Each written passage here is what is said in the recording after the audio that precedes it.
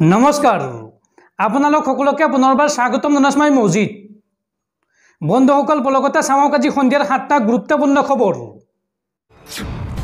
প্ৰথমটো খবৰ নলবাৰীৰ বিশাল জনসভাত নিৰ্বাচনী প্ৰচাৰ দেশৰ প্ৰধানমন্ত্ৰী নৰেন্দ্ৰ মোদীৰ নলবাৰীত উপস্থিত হৈ প্ৰধানমন্ত্ৰী মোদীৰ ডাঙৰ ঘোষণা দেশত পুনৰ হ'ব মোদী চৰকাৰ 4 জুনত কি হ'ব হেয়া স্পষ্টকৈ দেখা পোৱা গৈছে 4 জুন 400 পাৰ আকৌ এবাৰ মোদী চৰকাৰ নলবাৰীৰ বিশাল জনসভাত এই মন্তব্য দেশৰ প্ৰধানমন্ত্ৰী নৰেন্দ্ৰ মোদীৰ পৰৱৰ্তী খবৰ পানীৰ তলত বিশ্ববিখ্যাত ডুবাই চহৰ বানপানীত সম্পূৰ্ণ বুৰ গ'ল ডুবাই ৰাজপথ বিমানবন্দৰ সকলো এতিয়া পানীৰ তলত আৰু এই ভয়ংকৰ পৰিস্থিতিৰ বাবে 18 জনকৈ লোকৰ মৃত্যু হৈছে ডুবাই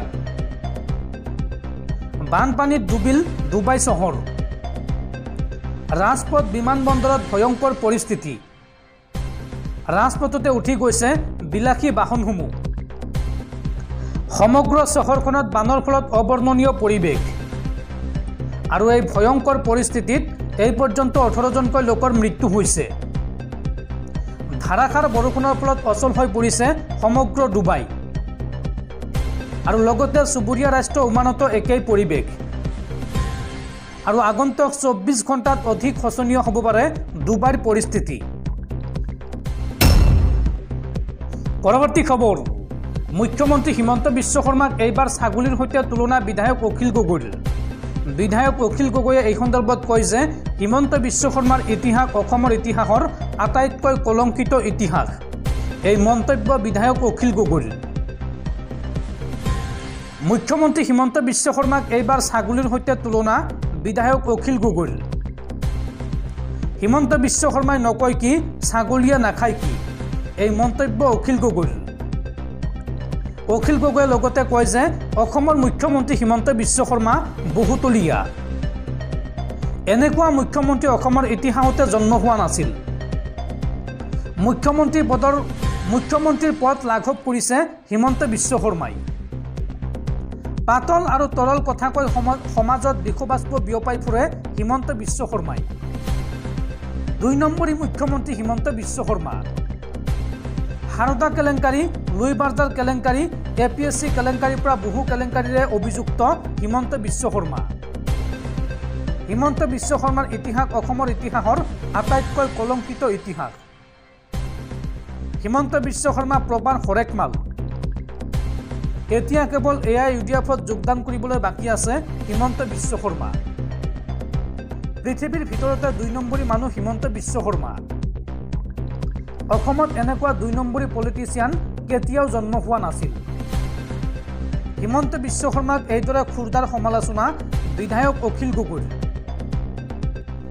বন্ধুসকল তাৰপিছত 4 নম্বৰ খবৰটো জনোৱাৰ আগতে আপোনালৈ এটা সৰু ৰিকুৱেষ্ট যদি তালৈকে এই ভিডিঅ'ত লাইক কৰা নাই তেন্তে প্লিজ এটা লাইক কৰি দিয়ক আৰু এনেকুৱা ধৰণৰ নতুন ভিডিঅ' পাবলৈ চেনেলটো ছাবস্ক্ৰাইব কৰি কাষত থকা বেল আইকনটো প্ৰেছ কৰি ৰাখক পৰৱৰ্তী খবৰ সমাগত 2024 লোকসভা নিৰ্বাচন আৰু এইবাৰ নিৰ্বাচনত বিজেপিক ভোট নিদিলে ভাঙি দিয়া হ'ব ঘৰ জেচিবি লগাই ভোট নিদিয়া সকলৰ ঘৰ ভাঙি দিয়াৰ হুংকাৰ বিজেপিৰ এইগৰাকী বিধায়ক বিজয় মালাকৰৰ বিজেপিক ভোট নিদিলে ভাঙি দিয়া হ'ব ঘৰ জেচিবি লগাই ভোট নিদিয়া সকলৰ ঘৰ ভাঙি দিয়াৰ হুংকাৰ বিজেপিৰ বিধায়কৰ প্ৰচাৰ সভাত ৰাতাবাৰীৰ বিধায়ক বিজয় মালাকৰৰ এই ভাবুকি 4 জুনত ফলাফল ওলোৱাৰ পাছতে 7 জুনত জেচিবিৰে ভাঙি দিয়া হ'ব ঘৰ এই ভাবুকি দিছে বিজেপিৰ বিধায়কজনে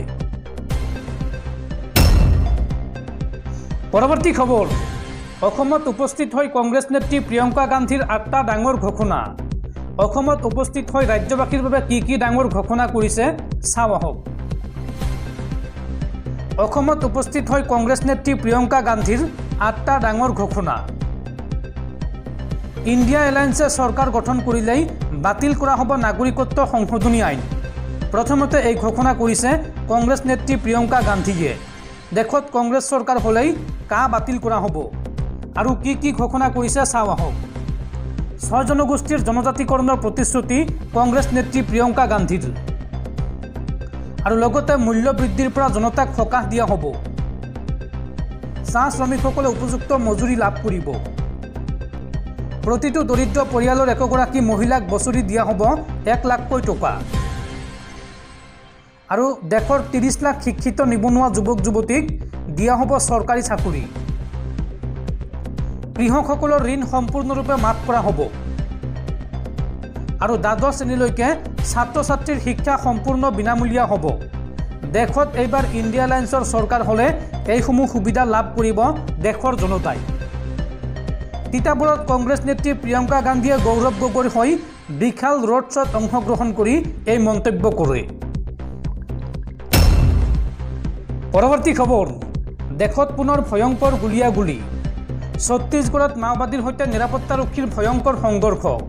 আৰু এই সংঘৰ্ষৰ সময়ছোৱাত মাওবাদীৰ শীৰ্ষ নেতাসহ 29 জনকৈ মাওবাদী সদস্যক গুলিয়াই হত্যা ভাৰতীয় নিৰাপত্তাৰক্ষীৰ। লোকসভা নিৰ্বাচনৰ 3 দিন পূৰ্বে নিৰাপত্তা বাহিনীয়ে মাওবাদী দমন অভিযানত ডাঙৰ সফলতা লাভ কৰিছে। ছত্তীশগড়ত নিৰাপত্তাৰক্ষীৰ সৈতে হোৱা সংঘৰ্ষত নিহত হৈছে কমেও 29 জন মাওবাদী সদস্য। বিভিন্ন ৰাষ্ট্ৰীয় সংবাদ মাধ্যমৰ বাতৰিত এই কথা প্ৰকাশ পাইছে। আৰু এই প্ৰত্যাক্ৰমণত 3 জন নিৰাপত্তাৰক্ষী আহত হোৱা বুলি কোৱা হৈছে।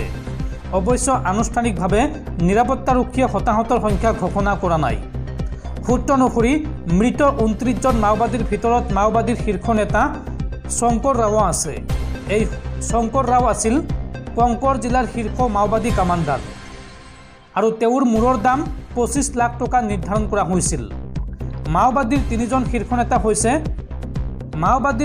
শীৰ্ষ নেতা নিহত হৈছে বুলিও জানিব পৰা গৈছে এই অভিযানত।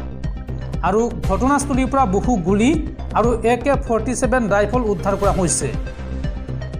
সূত্ৰসমূহৰ পৰা জানিব পৰা মতে গোপন সূত্ৰৰ পৰা তথ্য লাভ কৰি মঙলবাৰে দুপৰীয়াৰ ভাগত BSF আৰু জিলা সংৰক্ষিত বাহিনীয়ে যৌথ অভিযান আৰম্ভ কৰে। উল্লেখযোগ্য যে মাওবাদীক দমন কৰিবলৈ 2008 চনত এই জিলা সংৰক্ষিত বাহিনী গঠন কৰা হৈছিল। এই অভিযান মূলতঃ ছত্তীশগড়ৰ কংকৰ জিলাৰ জংঘলত চলোৱা হয়।